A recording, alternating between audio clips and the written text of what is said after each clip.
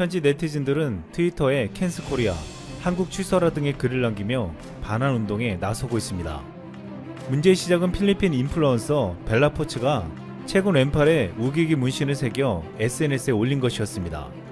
이로 인해 한국 네티즌들로부터 분노의 댓글 폭탄을 맞자 포치는 우기기의 역사적 배경을 알지 못했다며 미국의 한 가수에게 영감을 받은 것인데 기분이 상했다면 죄송하다고 했습니다. 그리고 논란의 문신을 다른 문신으로 가리겠다고도 했습니다. 하지만 이렇게 사과했음에도 일부 한국 네티즌들의 도를 넘은 비방은 그치지 않았습니다. 가난한 필리핀은 자꾸 못 배워서 무식하다, 속이 좁다, 못생겼다 등의 인종차별적 댓글을 달았습니다. 그러자 이 같은 댓글에 필리핀 현지 네티즌들이 크게 반발하며 어플로자이즈 코리아, 한국 사과하라, 캔슬 코리아, 한국 취소하라며 한국 취소하라는 해시태그가 30만 개가 노출되었습니다. 이 같은 필리핀의 항의에 갈등은 극에 달해가고 있을 무렵 우리 네티즌들 중심으로 새로운 해시태그 운동이 벌어졌습니다. 필리핀에 사과한다. 한 국내 네티즌은 이 같은 운동을 하며 우기기는 물론 우리에게 아픈 역사이지만 이 폭력의 역사를 인종차별로 대갚아서는 안 된다고 목소리를 높였습니다. 국내 누리꾼들의 사과가 필리핀에도 전해지자 필리핀인들도 나 역시 미안했다라고 답하며 용서한다고 화답하기 시작했습니다. 한 필리핀 누리꾼은 미안하다는 한국인들의 해시태그 트렌드를 봤다며 사과를 받아들이고 우리 역시 한국에 미안하다고 썼다고 했습니다. 또한 자신을 필리핀 사람이라고 밝힌 또 다른 누리꾼은 한글로 쓴 트윗을 통해 필리핀 국민의 80%가 한국 문화와 음악, 드라마 등을 좋아한다며 두 나라 사이가 가깝다는 점을 언급하기도 했습니다. 실제로 필리핀에서 최근 한류 열풍이 뜨겁게 불고 있는데 이번 사태로 인해 한류가 반환으로 변할 수도 있었지만 한국 네티즌들의 진심 어린 사과로 인해 논란은 식어가고 있습니다. 중요한 것은 한국 일부 네티즌들의 잘못된 행동이 대다수 한국인들의 진심이 아니라는 것을 보여주었다는 것입니다. 얼마 전 코로나 사태 때 베트남과 외교적 갈등이 일어났는데 베트남에서 혐한 분위기가 일며 일부 베트남 네티즌은 태극기를 조롱하며 우리 국민들을 자극했습니다. 당시 과도한 행동에도 베트남 내에서는 자정의 목소리는 나오지 않았고 우리 국민들의 베트남에 대한 감정은 악화되었습니다. 이번 필리핀 사건도 베트남에 이어 한국의 외교적 갈등이라고도 비판되었지만 우리는 필리핀과 이번 갈등에서 잘못된 부분에 대해서는 사과하며 다른 모습을 보여주었습니다. 그런데 최초 갈등의 원인이 된 것이 우기기 문신이었는데 필리핀에서는 반환 조짐이 보이자 일본 네티즌들은 이 기회를 틈타 어이없는 반응을 보였습니다. 타국의 개인의 취향까지 반일 감정을 제기하다니 이상하네요. 한국인은 다른 사람을 무지하다고 욕하기 전에 자신들의 상식을 의심하는 것이 좋다. 포치는 사과할 필요가 없다. 역사적 비난이라니 한국이 반일을 하기 위한 헛소리일 뿐이니까. 이 나라 사람들은 사과도 결코 용납하지 않고 반대로 사과 상대를 여러 번 폄훼합니다. 일본 네티즌들은 사과를 하는 자신들을 한국이 용납하지 않았다고 했지만 일본은 한 번도 제대로 사과한 적이 없었습니다. 분명 과거에 일본의 총리가 사과한 적이 있었지만 그 이후의 역사를 부정하고 왜곡시키며 우리를 더욱 분노케 했습니다. 이것은 제대로 된 사과가 아니었습니다. 특히 이번에 문제가 된 일본 우기에게는 일본이 2차 세계대전에 사용한 전범기로 일본 군국주의를 상징하지만 일본은 이를 아직도 버젓이 사용하며 유포시켜 필리핀과 갈등까지 빚어냈습니다. 일본은 우리의 항의에도 불구하고 우기기는 아무런 문제가 없다며 도쿄올림픽에서도 사용을 강행하려 하고 있습니다. 최근 일본 전직 외교관 아마키 나오토는 책을 내며 일본이 임진왜란 당시 코무덤을 사죄해야 한다고 했습니다. 400년 전 도요토미 히데요시는 왜군들에게 조선인 코를 베어 바치라고 명령했고 당시 희생된 조선인 12만 6천여 명의 코가 교토시의 코무덤에 매장되어 있는 것으로 알려져 있습니다. 아마키 나오토는 임진왜란에서 시작해 메이지 정부를 거쳐 현재 아베 신조 정권에 이르기까지 반복되는 일본의 가해 역사를 지적했습니다. 그는 일본이 과거 역사에 대해 제대로 반성하지 않았기 때문에 한국과의 관계도 계속 악화됐다며 지금이라도 부끄러운 과거를 반성하고 사죄해야 한일이 협력하는 미래를 만들 수 있다고 강조했습니다.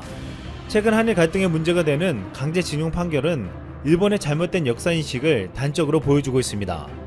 한국인 10만 명을 강제 동원하고 노예처럼 부렸던 일본의 전범기업들은 아직까지 반성하지 않고 있지만 과거 일본 내에서 이 전범기업들을 처단하겠다는 사건이 벌어진 바가 있었습니다.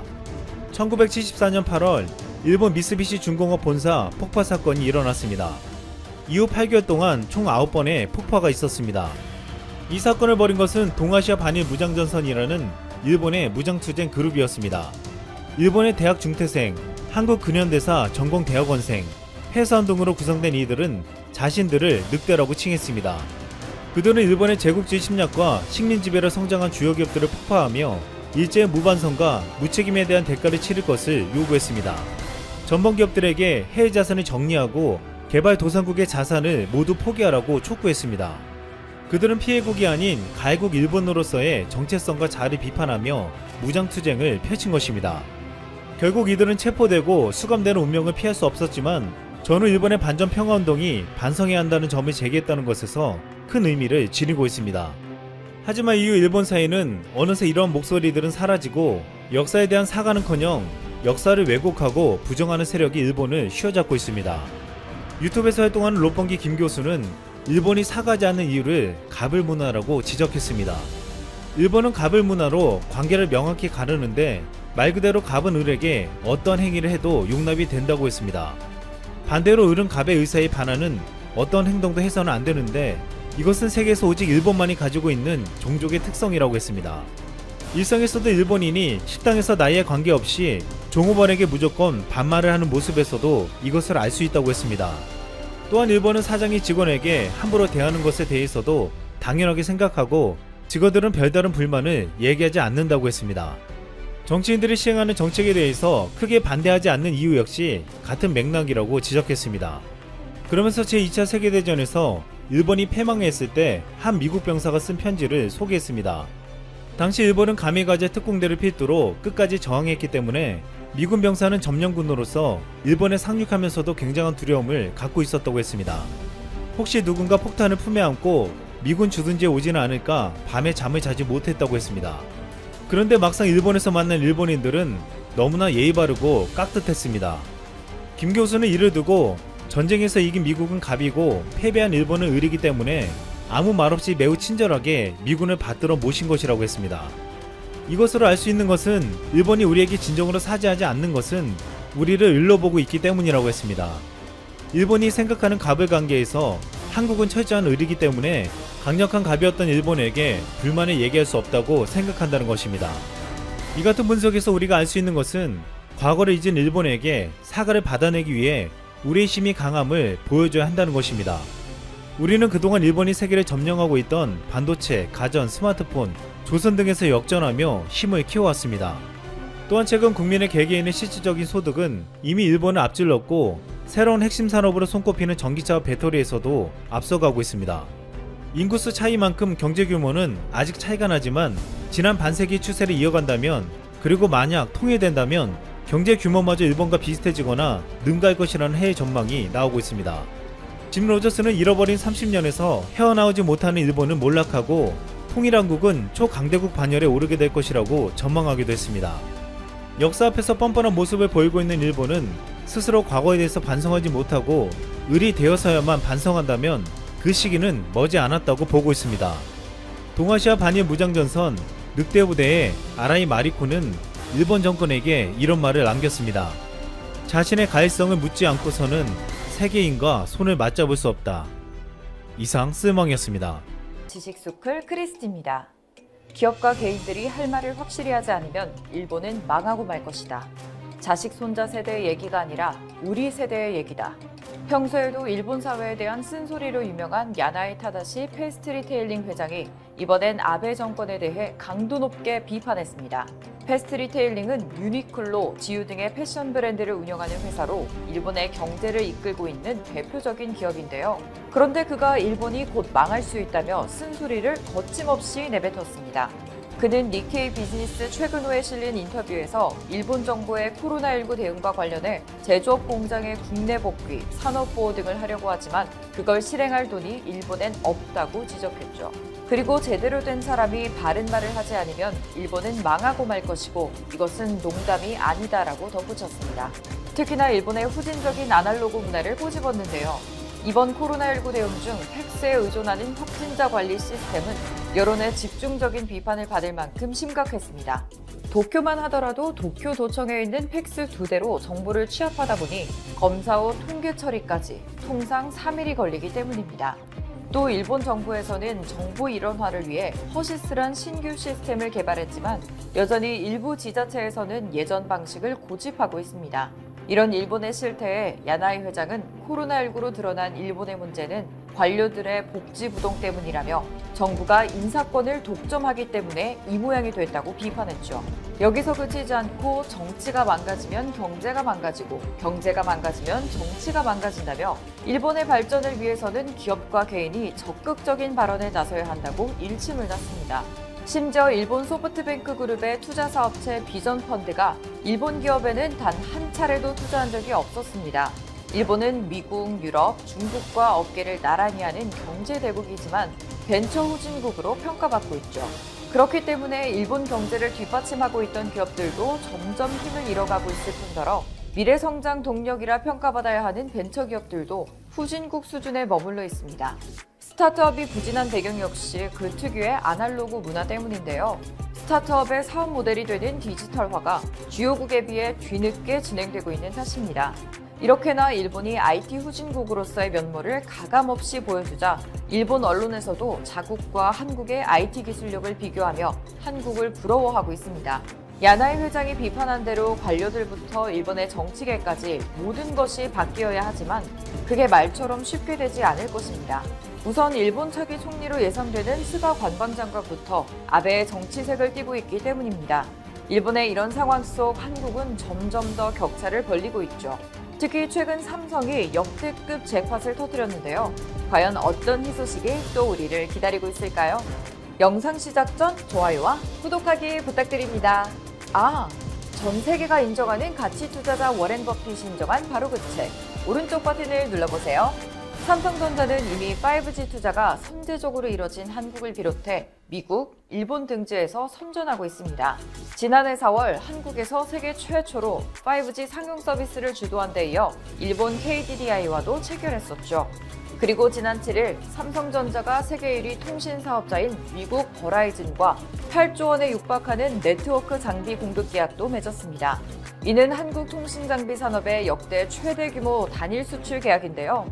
이로써 삼성전자는 버라이즌, AT&T, 스프린트 등 미국 주요 이동통신 사업자 모두와 5G 이동통신 공급 계약을 성사시키며 미국 내 핵심 통신 장비 공급자로 올라서게 됐습니다. 특히 버라이즌과의 5G 동맹은 세계 최대 통신 시장 미국을 뚫었다는 점에서 주목받고 있죠. 현재 미국은 약 2,500억 달러 규모의 통신 시장인 동시에 세계 기지국 투자의 20에서 25%를 차지하고 있습니다. 버라이즌이 미국 현지 5G 주파수 경매 완료 후 투자 확대와 맞물려 삼성전자와 손을 잡은 건 세계 최초 5G 상용화 등 기술과 보안에 대한 신뢰가 뒷받침됐기 때문인데요. 이에 삼성전자는 반도체, 스마트폰 등에 이어 미래성장 사업으로 지속 투자해온 통신장비 사업이 본격 성장 궤도에 진입했습니다. 이를 통해 국내 중소장비 부품회사 86곳과 협력해 통신장비를 생산하기 때문에 국내 관련 산업에도 매출 확대 및 고용 창출 효과가 이어질 것으로 전망하고 있습니다. 재계 관계자는 삼성전자는 글로벌 5G 네트워크 기지국 시장 점유율에서 4위를 기록하며 1위인 중국 화웨이를 맹추격하고 있다고 전했습니다. 또 미통신 1위 업체 버라이즌 등 굵직한 수주 성과가 이어지고 미중 무역 갈등에서 촉발된 반화웨이 전선이 영국, 인도 등 다른 국가로 이어지고 있어 삼성전자의 5G 성장세에 더욱 속도가 붙을 전망이라고 말했습니다. 그리고 캐나다 비디오트론과 텔러스, 미국 US셀룰러, 뉴질랜드 스파크 등 글로벌 통신사들로부터 신규 네트워크 장비를 수주하기도 했는데요. 전문가들은 5G 기지국이라는 것이 기술 난이도가 높고 코어 기술과 연동되기 때문에 삼성의 SoC 시스템 반도체와도 시너지 효과가 있을 것으로 기대하고 있습니다. 이제 삼성은 앞으로 5G를 필두로 한 첨단 통신 시장에서도 초격차를 이어가면서 5G 경쟁력을 강화하는 동시에 10년 앞서 6G를 준비하고 있습니다. 물론 한국이 5G 분야에서만 잘 나가는 것은 아니죠. 첨단 산업 전반에서 대부분 전 세계를 휩쓸고 있는데요. 한때 잠시 스마트폰 분야에서 화웨이가 삼성을 제치고 세계 점유율 1위를 달성했지만 결국 한국이 그 자리를 되찾았고 앞으로도 5G 네트워크를 활용해 세계 점유율 1위를 유지할 것입니다. 그 바탕으로 미국 트럼프 행정부의 제재로 인해 화웨이가 개발한 반도체를 파운드리해줄 기업은 전 세계에서 사실상 전무한 상황이기 때문입니다. 이로 인해 많은 업계에서는 중국 기술 굴기의 상징 화웨이가 글로벌 스마트폰 시장에서 사실상 퇴출당할 수 있다는 보고서가 잇따라 등장하고 있습니다. 즉 스마트폰, 5G 통신 장비, 반도체 개발을 모두 영위하는 중국의 자랑이었던 복합 전자기업 화웨이의 한 축이 무너진다는 수준입니다. 6일 미국 시장조사업체 스트래테지 애널리틱스는 자체 보고서를 통해 화웨이가 비축한 칩셋을 다 사용할 때쯤인 2021년에는 스마트폰 시장 점유율이 4.3% 수준까지 폭락할 것이라고 전망했는데요. 그리고 그 자리를 삼성전자와 애플은 물론 샤오미, 오포, 비포, LG전자 등이 차지할 것으로 내다보고 있습니다. 또 지난달 30일 최신 스마트폰 정보에 능통한 대만 TF 인터내셔널 증권의 애널리스트 권밍치도 화웨이가 스마트폰 사업에서 퇴출당할 가능성이 있다는 보고서를 내놨죠. 삼성뿐만 아니라 LG의 스마트폰 역시 해외에서 큰 반응을 이끌어내고 있습니다. LG전자가 보급형 스마트폰 제품군을 강화하며 글로벌 시장을 공략했는데 이에 실속형 출고 가격에 프리미엄급 성능을 갖췄다는 평가를 받고 있습니다. 게다가 LG 하반기 전략의 핵심으로 평가받고 있는 LG윙도 해외에서 뜨거운 반응을 얻고 있습니다. 지난 23일 해외 IT 전문 매체 안드로이드 어소리티에서는 LG의 새로운 스마트폰은 스윙이 가능한 형태로 추정된다며 이러한 폼팩터를 통해서라면 기존 사용자들에게 익숙한 바 형태의 기존 스마트폰에 세컨드 스크린을 더해 생각지도 못했던 활용도를 만들어냈다고 언급했습니다. 또 평소에는 메인 스크린으로 스마트폰의 모든 기능을 평소처럼 사용하다가 필요하면 스크린을 돌려 세컨드 스크린을 통해 추가 기능을 즐길 수 있어 기존의 멀티태스킹 방식을 완전히 다른 차원으로 끌어올릴 것으로 예상된다고 분석했습니다.